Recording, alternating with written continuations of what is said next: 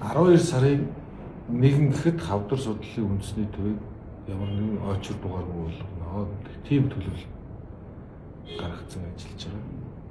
Тэрний тулд төвийн бүх 6 дүүргүүд тусламж үйлчилгээнийхээ хүртээмжийг хавдрын тусламж үйлчилгээний 1% авах ёстой л гэж байна.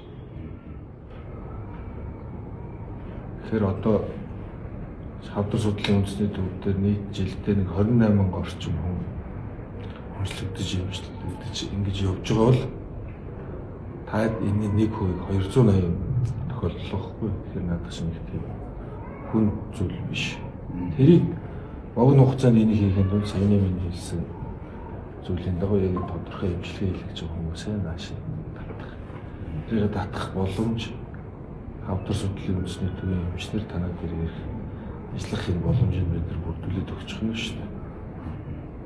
Тэгэхээр бид нар бүх аймгийн эмнэлгүүдийг бас хавдрын тусламж үйлчилгээ үзүүлж байгаа хүмүүсийн 1% авдаг болгож чадхаа дэвшлүүлэх энэ зүйлийг бүгдийг хийчихэд байгаа шүү дээ.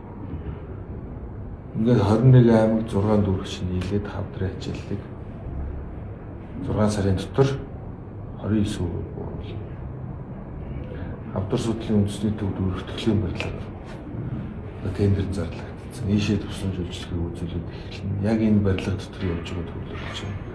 Тийшээ 10 сарах боломж хүртэнэ гэж бид тооцоолж байна. Эрдэнэтийн Медпас эмнэлгийг одоо хавдар судлалын үндэсний төвийн харьяа салбар хойд бүсийн хавдрын орлогын бичлэгийн төв болох ажил байна. Хэлсэн шүү дээ.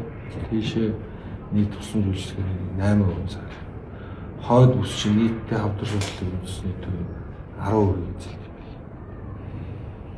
Ингээд ийшээ 8% сааруулж байна. Улсын 2-р төвийн хэлэг хавдрын төвтэй болсон. Тийм үү? Энд чинь 2% ачаал аль хэдийн энэ жил аваад эхэлсэн. Улсын 3-р төвийн хэлэг 6 сард хавдрын төвөөр орчих. Илүү их мэдрэлийн чиглэлийн хавдруудынхаа тусламж үйлчилгээг үзүүлэн тэдний 2% ачаал авах. За, хоёрын имлэг үйлчилгээ авч байна.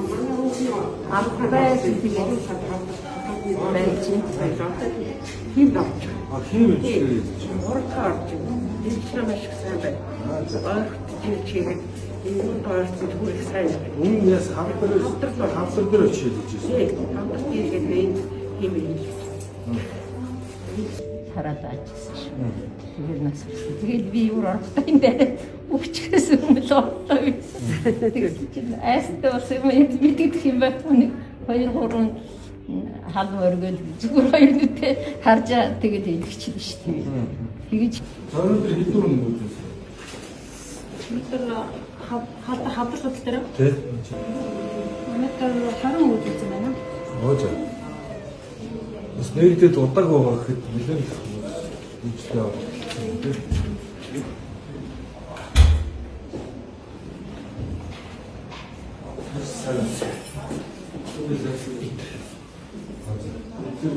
Юу нэмжлээ? Хавдрын үйлчлээ авах.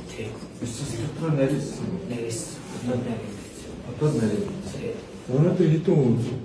Өнөөдөр нийтдээ 2 би одоо нөгөө химийн имчилгээ хийж байгаа. Хаалганд орчоод тэгээд Юу яа? иргэн яс. Тэгээд Одоо энэ хүн тийм имчилгээ хийхэд цагаас нууцсан ба шүү дээ. Тэгэхээр имчилгээ хийхийг нь та хингийн арга ирээд хийлгээд байгаа. Тэгэхээр өдрийн имчилгээний багц гэж байгаа шүү дээ. 140 юм байна. Тэн дотор чи илэрч багт оншин байж байгаа.